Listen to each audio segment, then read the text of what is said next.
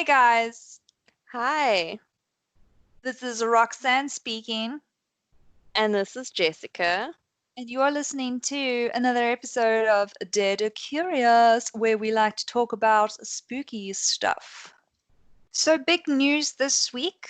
Quite a few things have happened. Let's see. India and Mauritius have joined the Curious clan. Welcome on board, guys. It's really nice to have you.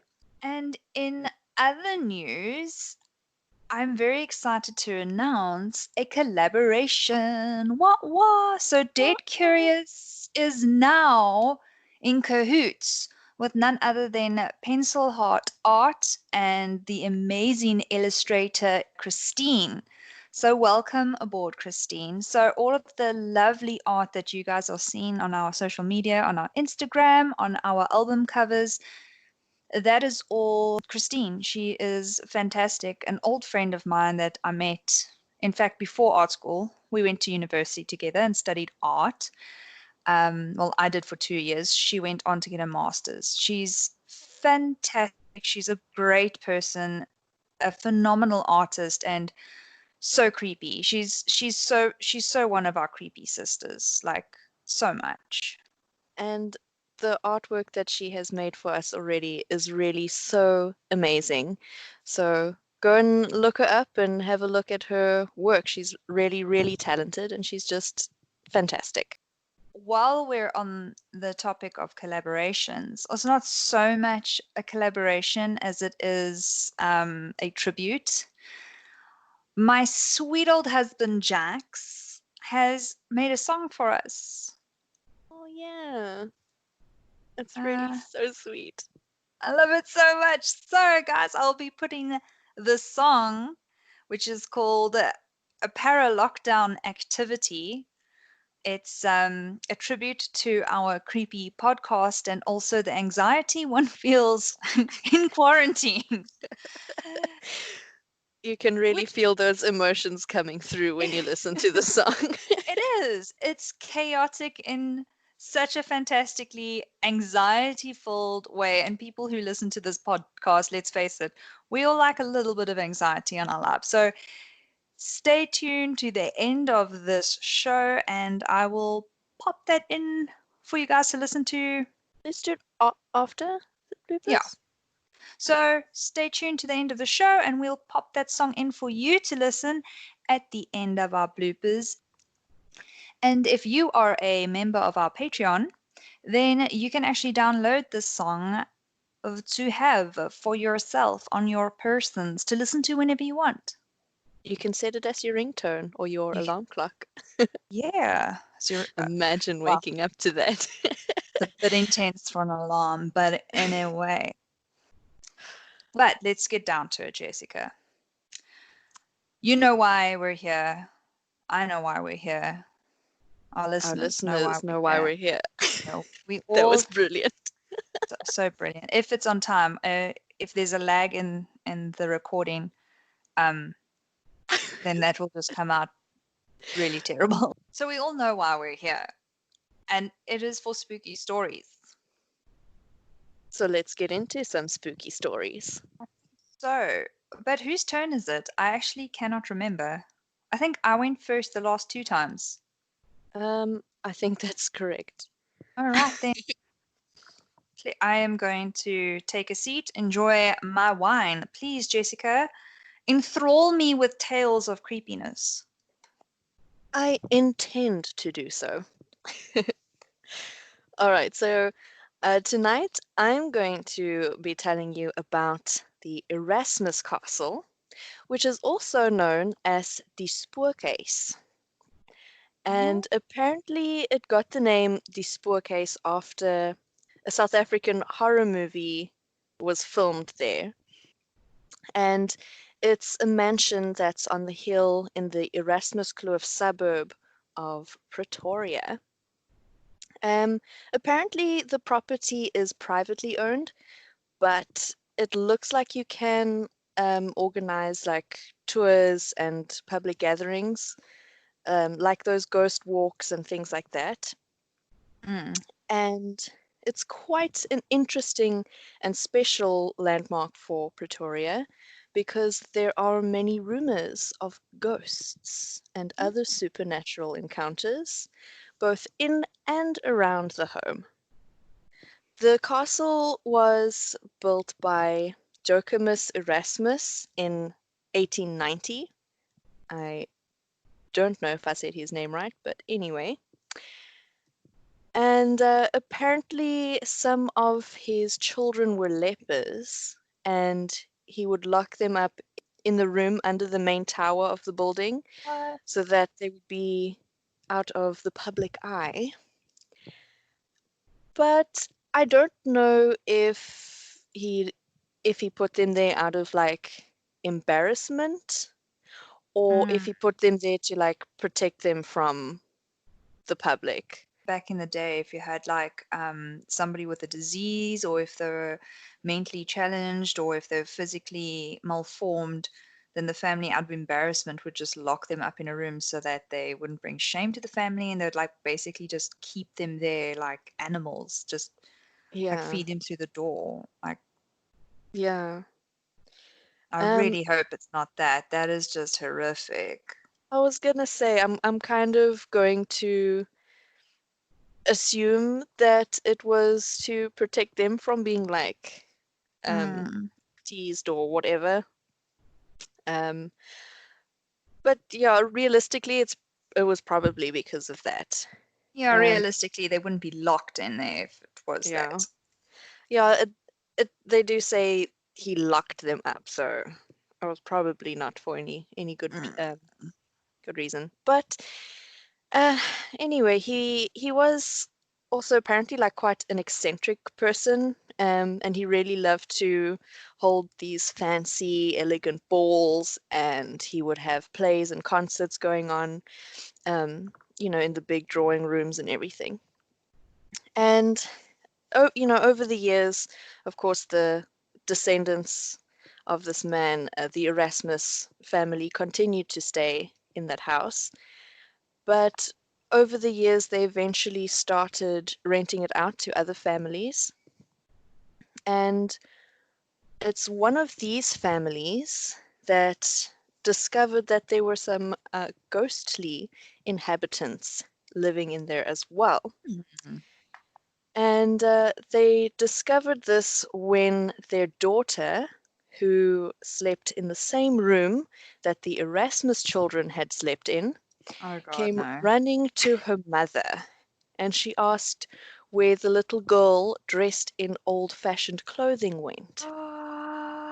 Ew. I Ugh. know.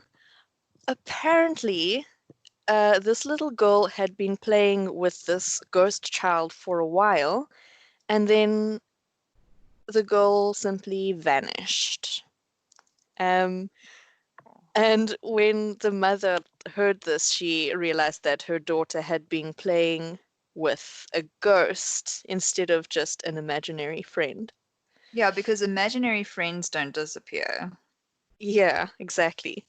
Apparently, water taps suddenly open as well on their own, and lights will switch on and off. Doors will creak open during the night, and apparently, one evening during a function, a guest walked away from the group and nobody knew why. He was following a lady that was dressed similarly to the ones that he'd seen in the old photographs on the wall, and they realized that this man had seen a ghost and was following her somewhere. What? Yes. Other recorded events or recorded encounters of paranormal activity include things like lit windows in areas of the mansion that aren't being used, encounters with Erasmus family members' ghosts, such as former owners of the house and some of the children, like I mentioned in the encounter Mm. earlier on, and apparently they hear moans at night as well. Okay.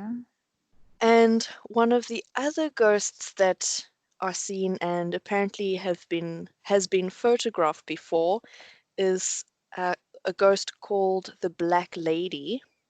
and she is dressed in black and apparently closes and opens the curtains. Oh, well, that's inconvenient. Um, I'm not sure if this happens while people are in the rooms or Okay. yeah, I don't know if, people are just lying in bed sleeping and suddenly someone opens their curtains. Mm. But I think it's just that they open and close randomly without anyone actually physically doing it. So we're not sure who the people are that are haunting it because it was a couple generations of Erasmuses that stood there. Yeah. Okay. There are definitely family members, Mm. the ancestors, I don't know if, Yeah. if you could call them that. Um, because of course, they would see the ghosts of some of the owners or the children, Mm. and that I don't know if that woman that the man was following was someone in one of the pictures or if maybe she was just dressed in the same way, but it seems to be the ghosts of people um, that have pictures hanging on the wall so people can Mm. recognize who they are. Hmm. I'm not sure about this black lady though. Maybe, I mean, I would assume she was like um, I would assume would work there. She used to work there. Um, I mean, like opening and closing curtains seems like something that you would do. I don't know if you're like a caretaker of the property or something, Mm. Yeah, because this or is like a taking little care of castle. guests. Yeah, Yeah, this is a little castle. The people who lived here didn't draw their own curtains. yeah. That was many, many years ago. You had Yeah. servants doing it for you. It is beautiful though. Mhm. Yeah, if you are listening to this, definitely give this a Google. Erasmus Castle. It's quite a beautiful building. I haven't seen it's very castle-esque. It actually does look like a little castle. It really does. A mini, Yeah. It's slightly like more modern looking a castle. castle had a baby with a modern farmhouse. Yeah. Yeah. The Erasmus Castle has also apparently been compared to the Winchester Mystery, what is it? Winchester Manor, Winchester Mm. Mystery House, because of its unique architectural style. Yeah, but Winchester was unique for an entirely different reason. Yeah. Mm. Um, But we'll get to that on an episode when we do America. yes. Yes. Well, thank you for that titillating tale. Oh, you're welcome. Is this place open for viewing? It's it is pretty well secured, Oh, I think. okay. But like I said earlier, you can arrange like public visits and things like tours and Mm, stuff. But mm. I'm not sure if you can go like as an individual person just to like Oh, check okay. it out. It looks like it has to be like a group of people. Yeah. Man, if we had to do a list, like we have actually got a list going of all the places we want to visit during this podcast. But I mean, we should definitely do it though. Like I'm being serious, serious road trip plans going on here. Oh, yeah, but how long will it take for us just to get to like episode 8 places? We've covered Well, like 16 places. we will have multiple road trips. Okay. All But right. a lot of the places, because where, where was it? The Victoria Hotel's in Pretoria, wasn't it? Mm. So, when we Yes. when we go to the Victoria Hotel, then we can like, make a turn at the Erasmus Castle. Touche. Touchy. Touchy. Touchy, touchy. So one place we haven't covered is Kimberley. Hmm. Kimberley, for those of you that do not know, is the capital city of the Northern Cape in South Africa, and it is known for its 19th century diamond mines, the most famous of which is a deep hand dug mine creatively named the Big Hole. which I've always Creative. actually want creatively. There's a big hole. So these people they dug a mine with the bare hands, or not bare hands. I mean with shovels. I mean you know what I mean. They dug a big old hole and they were like, "Look how groot this hole is. What should we name it?" And they're like, "Let's name it a big hole." Nice. I That's liked your mixture of that's. Afrikaans and English. We have a groot hole. We have a groot hole, and then we named it the big hole. That's the story behind the big hole. But Kimberley's not only known for the big hole, it is actually quite a spooky place with many haunted places we need to go visit, like the one I have chosen to discuss in today's story. So, shall I begin? Please do. Today I will be discussing the Africana Library. So let's get into a bit of the history then, shall we? Originally called the Old Kimberley Library, well, she wasn't originally called, it originally was the Kimberley Library, but then they moved. The now Africana Library was built in 1868 and houses one of the world's largest and most valuable collection of books and manuscripts to date, including things such as native text and languages, historical photographs, articles on the Boer War, etc. Sometime in the early 1900s, a few years after its completion, a man by the name of Bertrand Dyer, who was a respected librarian from the Queen's Library in London, made the trip and sailed all the way from England to South Africa to establish himself as the librarian, making him Kimberley's first qualified librarian. He is said to have done some amazing work in his time there, sorting and referencing one of the largest collections of books in the world, as well as heading up the restoration and preservation of some of the most valuable pieces. But like all people, Bertrand Dyer was not perfect, and it is said that he had tampered quite a bit with the account books. Whether this was out of eagerness to prove the library's success or out of greed and personal gain, we can't really be sure. Depending on who you ask, the answer seems to vary on the why. But what all sources can agree on is that Dyer's ruse was eventually found out, and during its uncovering, Dyer attempted suicide by ingesting arsenic. And I say attempted suicide as it wasn't initially all that successful, and it took him 3 long days of suffering to die. Oh, It is said that throughout his suffering, Dyer would say that he had left his soul behind in the library he so loved, a statement that appears to ring very true, as over the years, the generations of librarians who have worked there at the Africana Library claim to have heard heavy footsteps of a man pacing the library from room to room as if in search for something. There's also an old story amongst the library staff that if you're unable to find a particular book, you can ask Bertrand where it is, and the book you are looking for will fall from the shelf, no matter how tightly it is wedged in there. Others have seen a man in period clothing walking the corridors, and when shown a picture, they are actually able to identify the ghost as him. And at 4 p.m., people hear the clinking of teacups as if Dyer were enjoying his afternoon cup of tea. that's so It sounded sweet. it is so sweet. The librarians are convinced that Dyer's soul never left the place he so loved.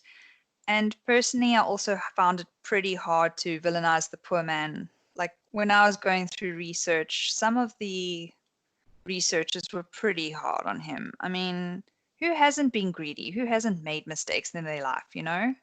Right? I don't think it was worth. I mean, sure, what he did was so bad, but I mean, not worth taking your own life. I mean, It's not like he locked his kids up at the bottom of of the his, tower, right? like some Disney bullshit.